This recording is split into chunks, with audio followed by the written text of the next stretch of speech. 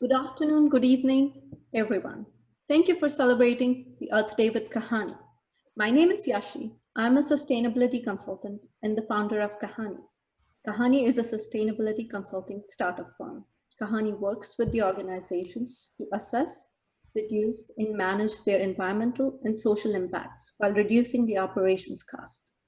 Kahani's services target to improve the triple bottom line of organizations by providing various services that include sustainability planning services, carbon emissions calculations, social impact assessment, and sustainability workshops. Kahani's recent client was a Fortune 100 global firm. Kahani assisted them in creating documents to improve their ESG scores and also in selecting the UN SDGs for their organization. Kahani is currently working with Hyperloop Transportation Technologies to assist them in their sustainability efforts. Kahani is thrilled today to have Tom Szaky as a speaker for today's webinar on diverting COVID-19 waste from landfills. Tom Szaky is the founder and CEO of TerraCycle, a global leader in the collection and repurposing of complex waste streams.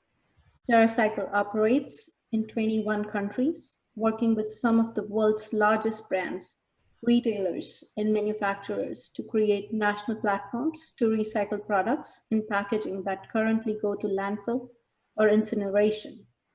TerraCycle is the lead company in a new circular shopping platform called Loop that enables consumers to shop for some of their favorite brands in durable, reusable packaging.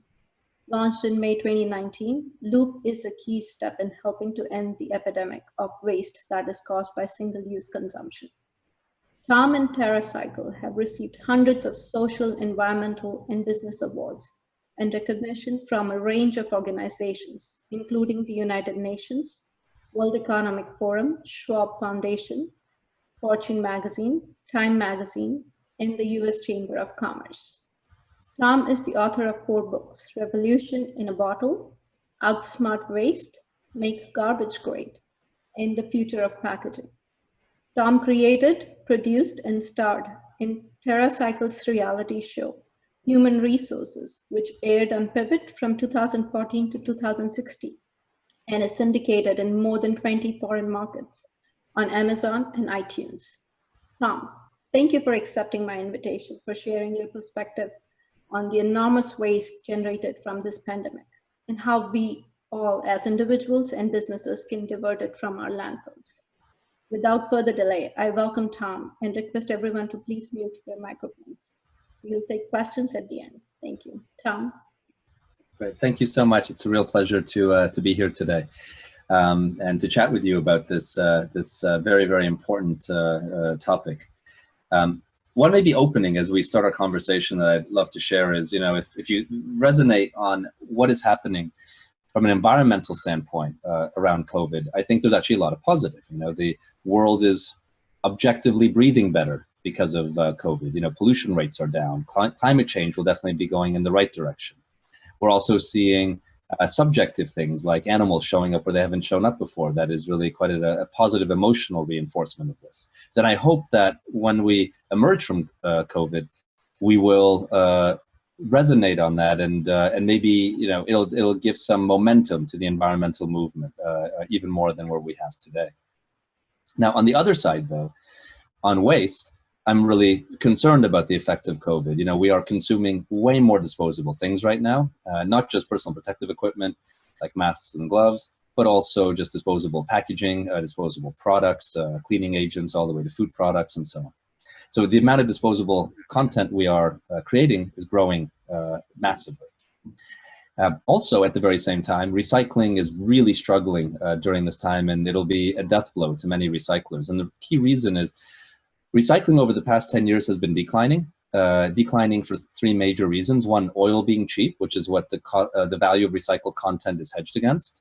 2, is that end markets have started to evaporate for many recyclers where they used to export waste. So the overall demand has decreased, like India, China, many Southeast Asian countries stopping to import certain materials.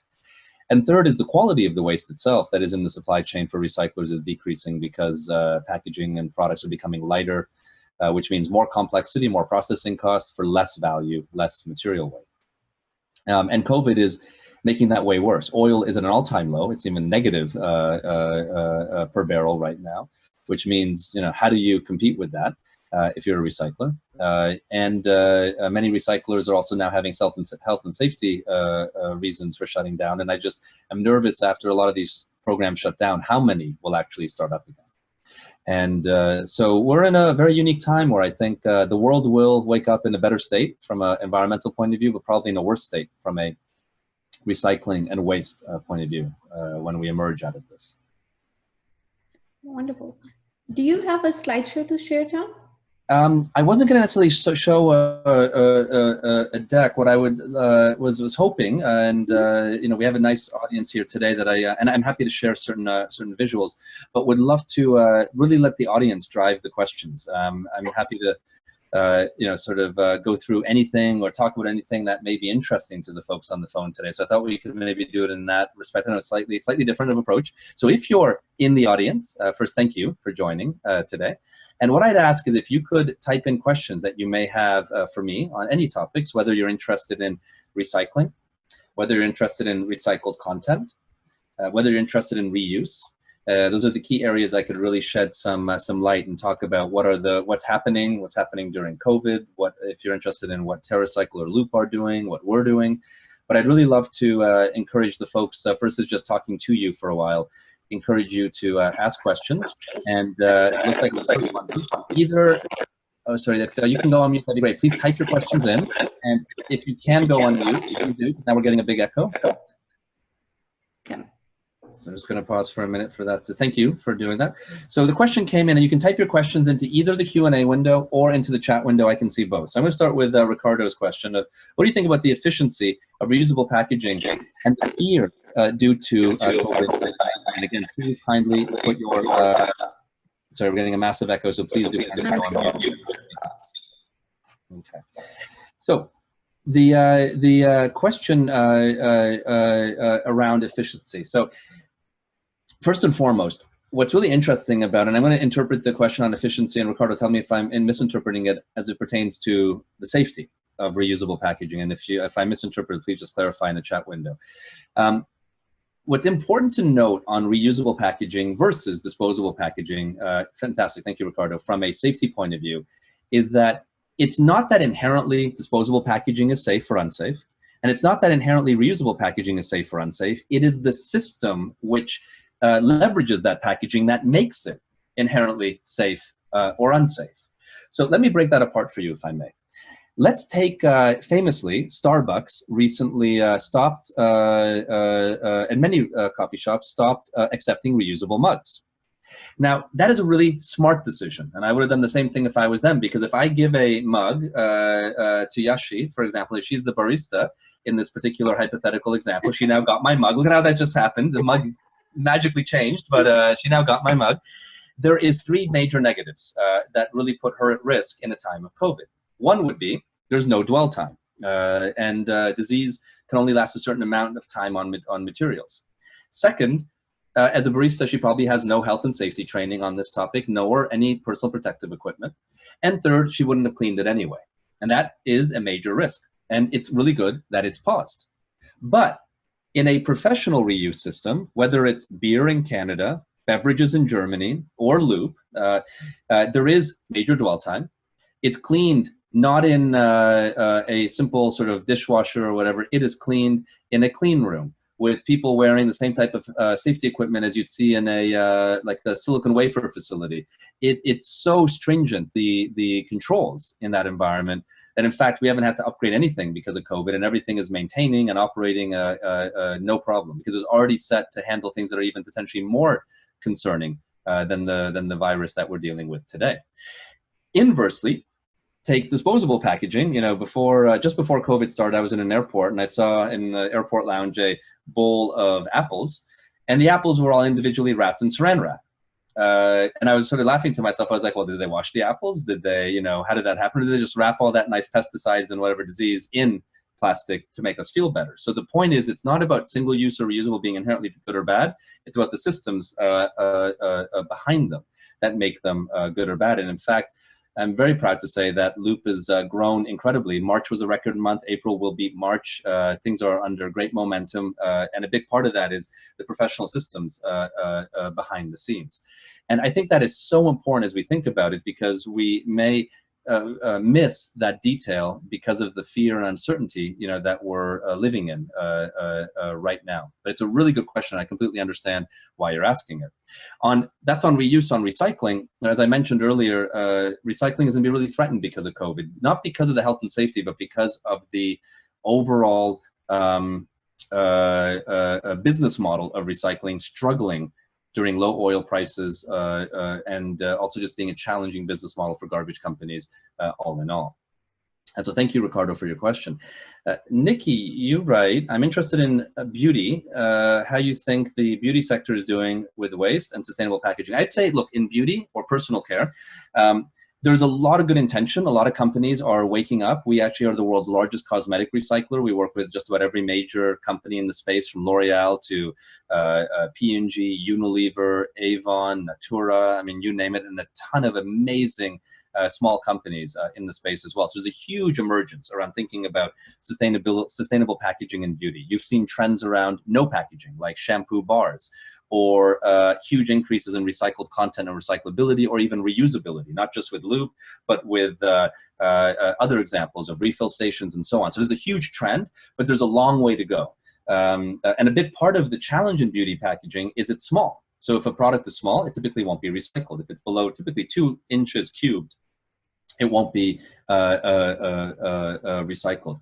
So the thing, if you're in the beauty sector, what you need to really focus on, and this is actually really important overall, and the big issue in circular design, is typically we're not integrating the end-of-life discussion into designing products. And if we do, we are asking the wrong question. We're asking the question, could a recycler or a composter do something?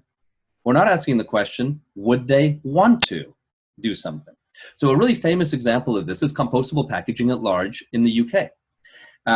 Everyone thinks, or many people think, compostable packaging is a wonderful thing. It's gotten a lot of positive publicity. So why did Tesco, the #1 retailer in the United Kingdom, cancel the concept of compostable packaging in their stores? They instructed their buyers that by the end of 2019, no matter what, they should not be buying compostable packaging anymore. They delisted it. And that's quite a major decision. And it's public. If you want to Google it, just Google like Tesco and industrially compostable, or PLA, which is a form of industrially compostable material, to get that feedback. So why would they do that?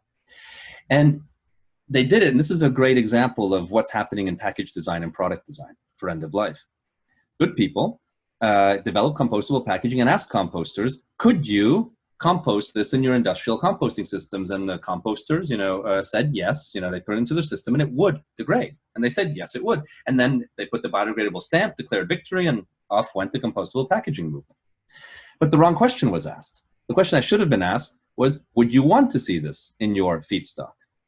And what Tesco did, and I think a lot of credit to them, is they brought a lot of composters around the table and asked composters in the UK, what do you do with the compostable material that's in your feedstock today, in the organics that you're collecting? And the composters said, and believe it or not, at large, we sort it out and burn it. We don't compost it. We don't actually like seeing it in the feedstock. And that shocked everyone. And the composters explained it this way. They said, look, here's the problem. If this was a compostable pen and people put this into the green waste, indefinitely, invariably, they're also going to put this pen, which is not compostable, into it. And we, the composter, can't tell the two apart. And we don't have the technology to sort one out over the other. Second, if that was not even a problem, which is, by the way, a massive problem, how many times have you been in a festival where, one vendor is giving, out food with compostable packaging, and the next vendor is giving out their cups and forks with non-compostable packaging? You have to understand both will end up in the same system. Let's say that wasn't an issue, noting it is a massive one. Then the problem is, if you have compostable plastic in your feedstock, a composter can only run their compost in a 90-day cycle. You can't run it faster. And many times they do want to run it faster. Banana peels, coffee grounds, leaves will compost much faster if you do it properly. So you can't speed up your system. And then third, even if those two weren't issues, it creates something a plant can't even grow out of. It's benign, it's just filler. So this is the fundamental, it's example in compostable, but this issue is raging everywhere. It's people asking the wrong question. It should be asked, would you want to do something, not could you? You know, and there's a huge difference between the would you question and the could you question, you know?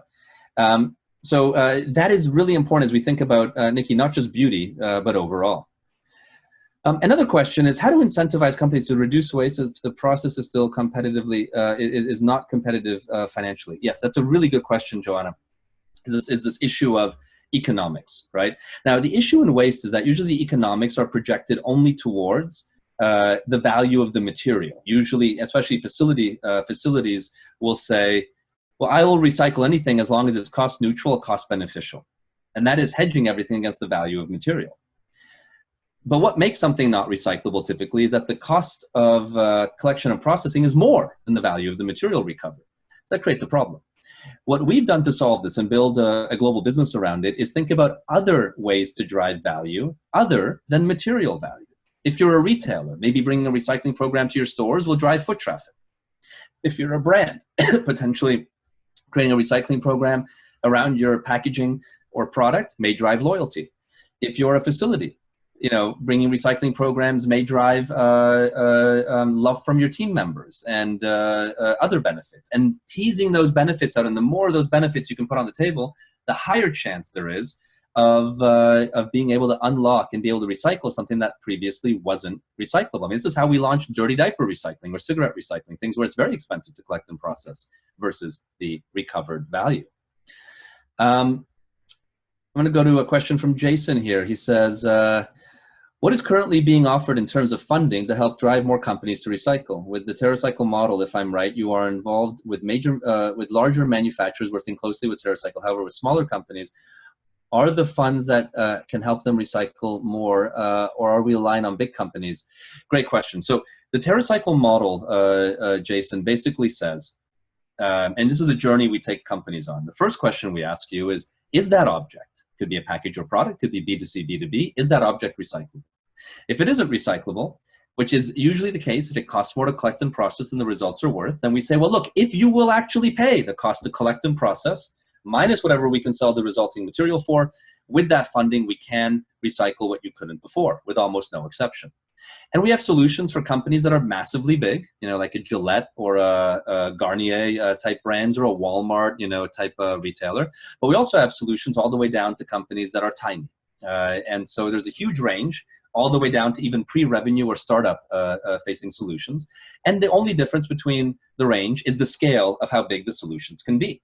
So for example, large cosmetic companies, if we talk about cosmetics, will recycle any brand of cosmetic through their program. Like Colgate will recycle any brand of toothbrush or toothpaste tube. But a startup oral care company may say, I'm only going to recycle my brand, and other such examples. You can see all of that if you go to TerraCycle.com. The second thing we do is we try to integrate unique waste back and help people make their products from waste, whether it's ocean plastic or festival waste or you name it, all sorts of unique waste streams to make products. And then we focus with the Loop ecosystem on how do we make products or packages reusable. The next question comes from, why are we collectively using so many more disposable plastic items right now compared to before the pandemic? What are the main sources of waste? Yes, well, look, what's happening right now is we're quarantined. You know, I'm talking to you from home. And that means, and people have a heightened concern around health and safety. Makes all the sense in the world. So we are consuming way more PPE, personal protective equipment, exactly because of our concern, wearing gloves and face masks. But we're also, you know, if we're patronizing a restaurant, we are only ordering out. And think about the waste difference between eating in a restaurant, where you're using reusable cups, forks, and knives, versus eating out, or sorry, taking out, where you're getting everything in typically non-recyclable packaging forms. So there's a huge influx, and we're also eating more packaged food, you know, all these things, and that's because of our nature of being quarantined to our homes. And that's the main reason that we are really exploding right now, our consumption of disposable goods. And mind you, recycling is really struggling, if not shut down right now. So the best thing you can do, by the way, is take care of your family, take care of your friends, be safe, stay at home, and hold on to your recyclables, and don't put them out for recycling, because if they get picked up, they will likely just be thrown out. So hold on until COVID's over to as much waste as you can if it's recyclable, and then recycle, whether through TerraCycle or just your local curbside programs. Jane asks, thank you, by the way, for all your great questions. It's more fun for me to be driving through your questions, and hopefully better for you guys than just doing talking. Today is Earth Day. By the way, happy 50th Earth Day to everybody. And it's been just back-to-back discussions, so this is a great treat for me to do it a little differently. The headline, Jane asks, fascinated me considering disposable personal protective equipment in hospitals. However, I considered the PTU value of the material, using it in the incinerators, as hospitals are fueling energy at the hospital. It seems like there's no issue with viral transfer in that. However, the material won't hold it forever. But the materials are not really clean from a single material type either. So what do you have in mind? Okay, let's talk about, there's a lot there, so I'm going to unpack it in many different ways. Let's talk about the hierarchy of waste. And I think this also goes, the question was asked in the Q&A, is syngas a method for managing type of PPE waste? So let's talk about this whole idea of what are the various things to do with waste. The worst thing to do with waste is litter it. And how much littering are we seeing of plastic gloves and face masks and so on and so forth? So the worst thing you can do is litter, because you're just throwing it out into the environment in a very uncontrolled, unsafe way. So litter is the worst. Better than litter is what I would call controlled litter, which is landfilling. Let's put all our litter in one pile. We'll call that controlled litter. That is way better because of the controls, because they will be managed well, because, you know, at least it's managing the methane release, it's managing the leachate, it's putting it in all in one place, which is hopefully zoned and thought about as the good place to put it. But it's really controlled litter if we're gonna, you know, call a spade a spade. Next better on the waste hierarchy is what many very wealthy countries do, you know, Germany, Japan, South Korea, Switzerland, is incinerate the material. Now there's many types of incineration, okay? But the net idea of incineration is convert the waste into energy. What you're doing there is you're getting back the caloric value or the energy value of the waste. Now some waste burns at negative energy value, which means you have to put more energy into it than you get out. Some waste burns at positive energy value, which means that you put a little energy in and then it gives you more energy back than the energy you put in. By the way, a simple way to think about this is, it's not necessarily purely scientific, but if you take something and you put a lighter to it and it starts and it just will burn all the way through, that typically is an example of positive caloric value, because you put a little energy in and you get a lot of energy out. And if you'd have to keep the lighter to it to let it burn. You have to keep putting energy in. That usually is an example of negative energy, like a wet apple, like a normal fresh apple. You could burn it, but you'd have to keep energy on it the whole time for it to convert. That's not purely scientific, but it gives a little taste of looking at positive caloric value versus negative caloric value. And the thing here is that it's just a little better, but it's still a fundamentally not circular model. And it's still an example of the linear economy. It's just a little bit better than landfilling. And if you convert it to diesel, which is a type of chemical recycling, you convert it to anything else, you know, if you convert it to a fuel, that's just burning in an engine later. It's just storing it in the fuel mode and then burning it in some engine later on. So those are all linear examples. Litter, landfill, incineration would be the hierarchy within linear models. If you start going to circular models, the next best is recycling. At least then you're recovering the material value of that object, not just the energy value. So that's the next step up. Better than that would be upcycling, or at least you're recovering the material and form value. And then even better than that is reusing, where you're recovering the material, the form, and the intention of the object.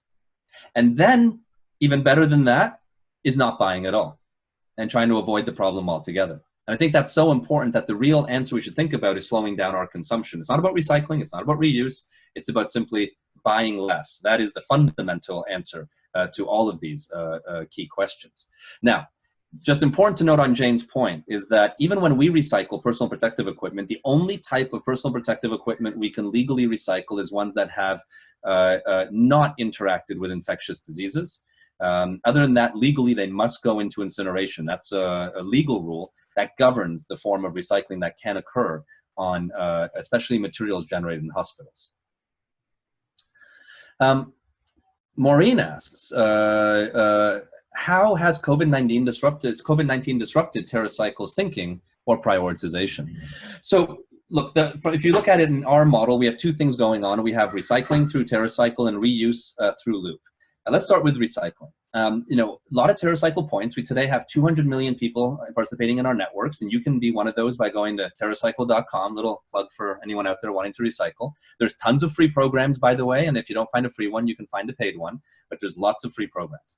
Now, during this time, because a lot of our collection points are retailers, schools, businesses, churches, you know, so on and so forth, active collection rates for TerraCycle are decreasing. There's no question. So we're seeing a little bit of a revenue, you know, valley right now because of the decreases in collection. Now, we do think those will bump up after COVID, so we recommend everyone store their waste and then send it to us when times are safe.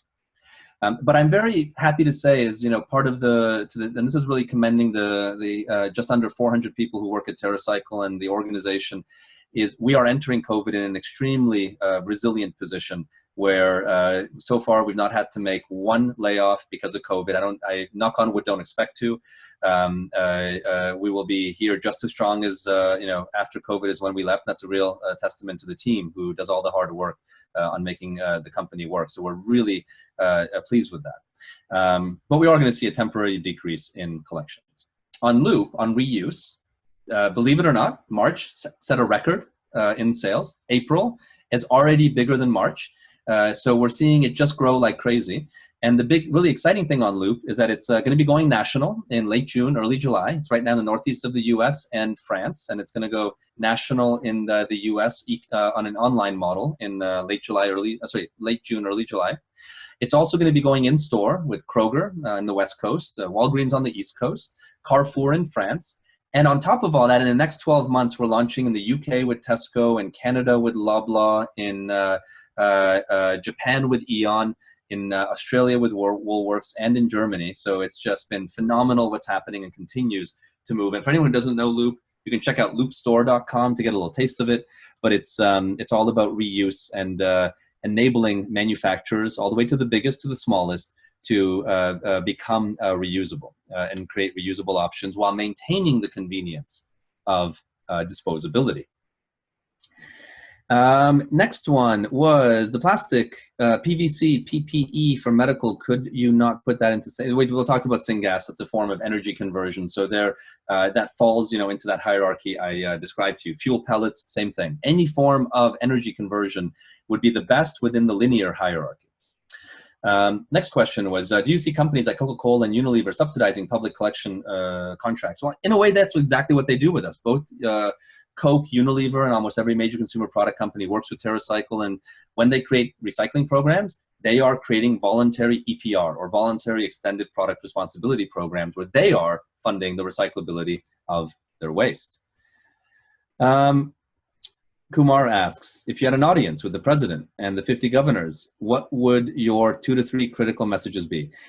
So Kumar, I'm an expert on waste. I can tell you everything about waste. So I'm going to answer the question in the topic of waste, though I think right now the most important messages would not be about waste. It would be about health and safety, and I'm not a physician nor an expert in that aspect. So I will answer it, Kumar, within the context of waste.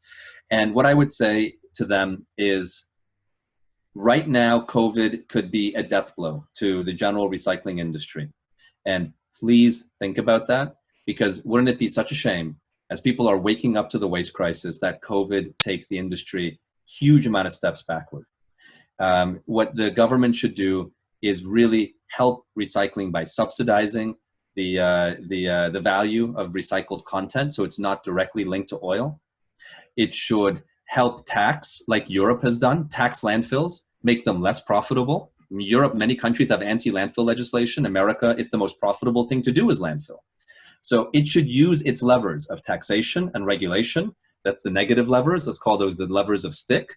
The levers of carrot, you know, or beneficial would be subsidies, grants, and so on, and help us move to a circular economy. Because right now the chips are stacked in the favor, and not just a little bit, deeply in the favor of the linear economy.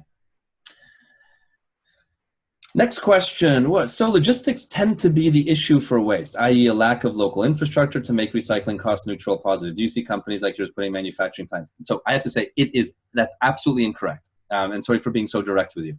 It is not infrastructure that's the issue with waste management. It is not at all. The issue is that it's unprofitable equations. That's the fundamental issue. right? In other words, if it's not profitable to collect and process something, the infrastructure will not appear. Inversely, if it's profitable to do something, the infrastructure will appear. Infrastructure is a reaction to a good business equation, right? If I'm making a widget that is profitable for me to make and there's demand for it, I'm going to build the factories. No one has to worry about that. And if I don't, someone else will figure it out, and they will. The infrastructure will magically appear. And if it's not a profitable business equation, no one's going to fucking do it. And that's the big white elephant in the room that no one cares about, is that it's about bad business equations. That's the problem of recycling. You know, if the best way to think about this, I'm going to do an exercise with Yashi for a minute. Let's assume, Yashi, you and I were in the same room together physically, okay? And the name of this exercise is, you're going to have to leave with the object I put in front of you. You have to leave with it. You have no choice. But the only choice you have, and please be fair and reasonable, is what else I have to give you, or what you would give me to be happy to leave with it. So you have to happily leave with the object I put in front of you, and your one lever, because you have to be happy and you have to leave, your one lever is what what you're going to give me or what I have to give you. Okay, is that fair? Yeah. Okay. I'm going to put a kilo of gold in front of you. For you to happily leave with a kilo of pure gold, what would you either give me or I have to give you? I would say thank you to you and leave. Would you give me some money maybe? Maybe, yes. Yes, something, right? What would you give me? If it was right now, kilo of gold, how much cash would you give me? Happily. Depending on how much you'll ask for it. No, well, just you decide. I decide? Yeah. And it's a kilo of gold? Yeah, kilo of pure gold. I don't know, maybe $10,000? Okay, 10,000. Okay, what if it was a kilo of iron? Kilo of iron. I don't think I'm going to give you that much money for that, for sure. Would you take it if and not give me anything? I don't know if I would take it also. Okay, so you have to happily take it? Remember, that's the name of the game. So what has to happen for you to happily take a kilo of iron? So I would actually, knowing your background, I would ask you to create something out of it, and then I would take that with me. No, kilo of iron the way it is. I'm not going to change it. So what would I need I have to give you, or what would you give me, or I have to give you? To take a kilo of iron? Maybe some ideas. How can I use it and how can I recycle? Okay, so I give you some ideas. Okay. Yeah. And what if, sorry for the crudeness, it was a kilo of shit. I put it in a bag for you, but a kilo of fecal matter. Yeah. You have to happily leave with it. What would you need from me, or what would you give me to be happy to leave with it? Okay, that's a really tough one. Would you need me to pay you? Maybe, yes. Okay, how much? I don't know, maybe $1 million or something like that. Would you do it for 1,000? No. You want to take a kilo of shit for $1,000? No, I don't. You wouldn't, okay. Here is the point though, you would have to get paid. You said $1 million, okay? Yeah. That is exactly the problem of the business equations of recycling, okay? An aluminum can is like the gold, right? It is so valuable, waste pickers in Brazil or India or you name it where are gonna fight over it. If you take something like a toothbrush, it's more like the poop, people would have to get paid to bother collecting and recycling. And that is pre-infrastructure.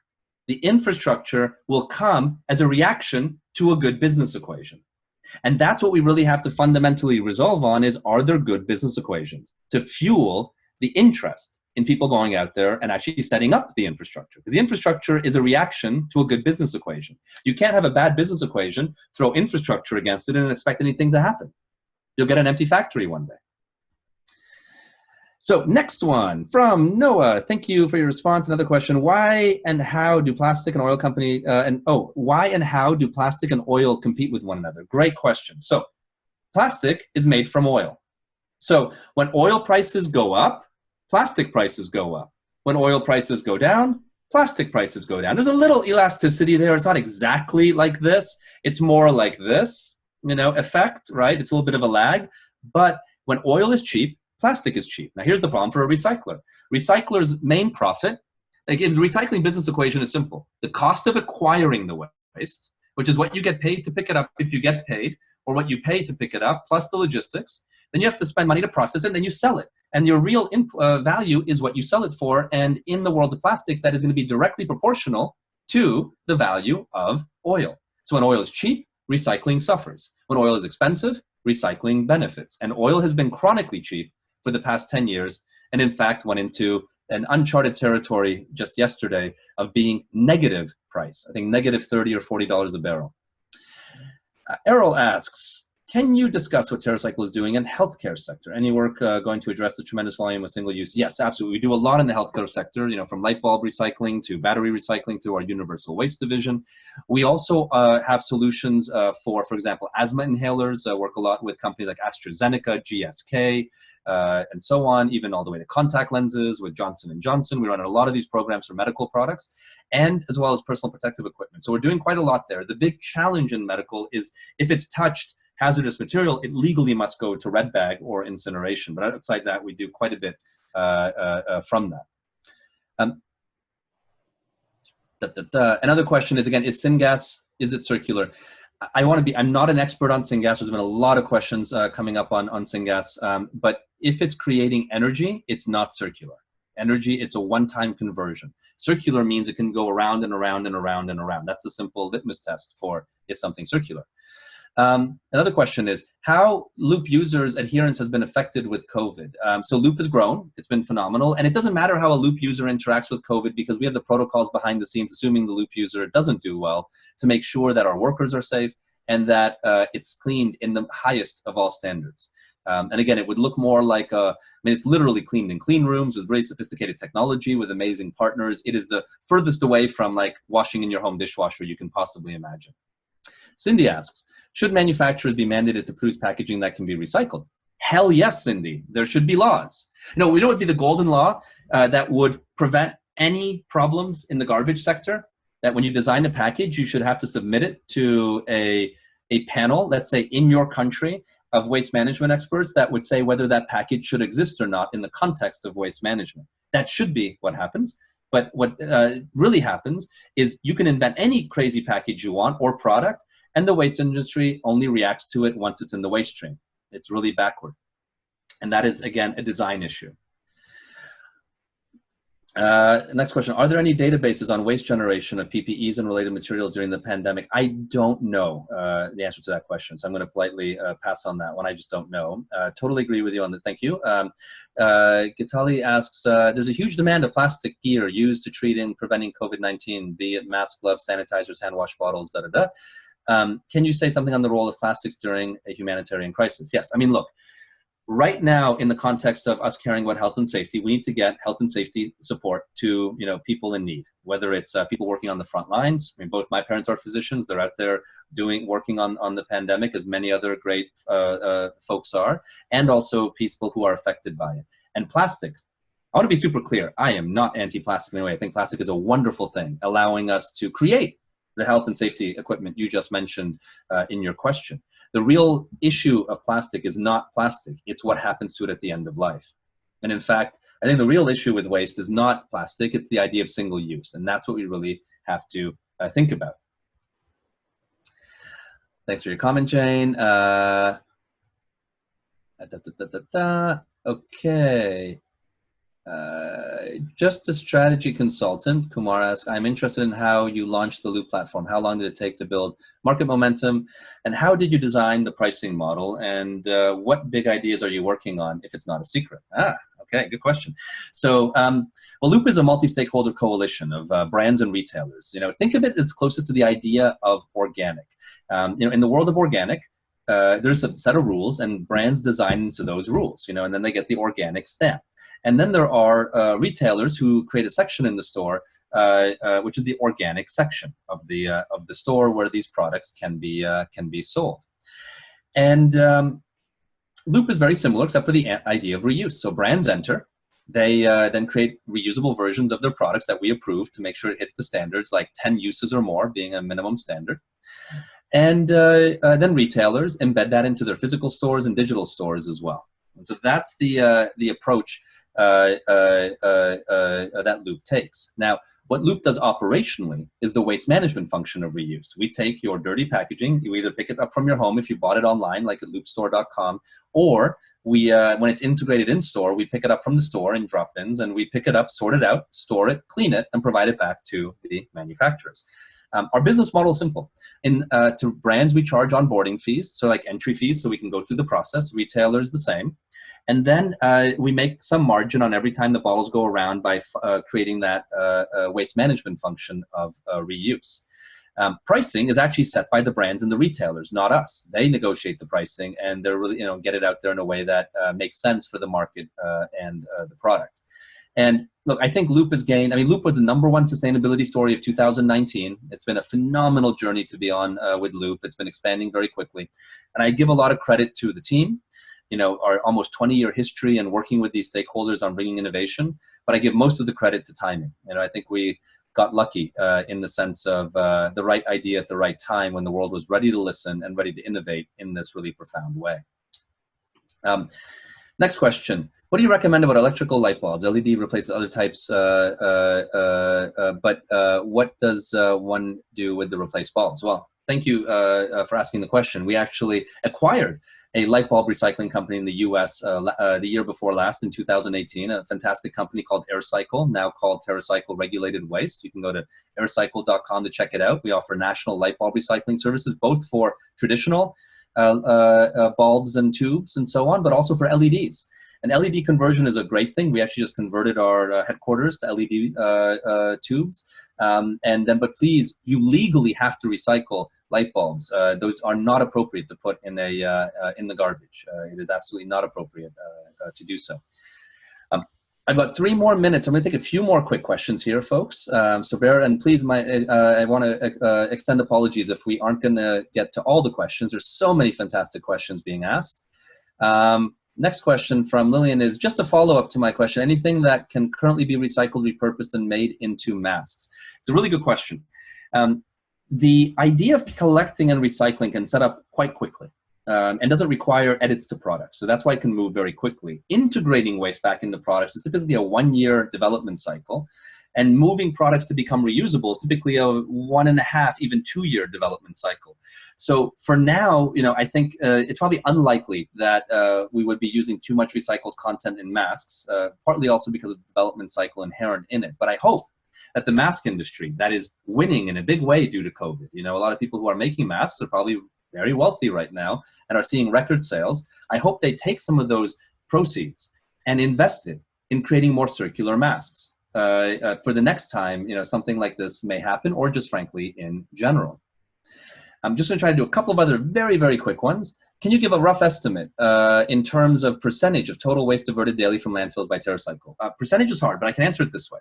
We do a few million kilos of hard-to-recycle waste per week globally at TerraCycle. And in some of our programs, we've been able to achieve incredibly high diversion rates. In coffee capsules, some of our programs divert 30, 40, 50% of all the coffee capsules of a certain category. So we are able to get programs to be quite large as well. But total percentage of landfill, that's a tough one because I just don't know those overall numbers. And I will choose one last question. It's actually a nice follow-up from Lillian. So I'm going to ask the first question. I answered her second question first. So I'm going to answer the first question now in conclusion, which is there anything that can be repurposed into masks? So I'm going to interpret the question a different way, Lillian, because I sort of answered that the first way around, is what can masks be made into? How do we recycle them? So many times PPE, or personal protective equipment, is made from polymers, typically non-woven polymers. And so those can then be recycled, typically not back into non-wovens, but typically into rigid plastics that can then be used for other applications. And so it wouldn't be a closed loop, but it would be at least a recycling step. And man, that was a lot of rapid fire. I am so thankful for your attention. I want to wish everyone a very happy 50th anniversary of Earth Day today. I hope you have a chance to celebrate at home and a chance to reflect on this very special day.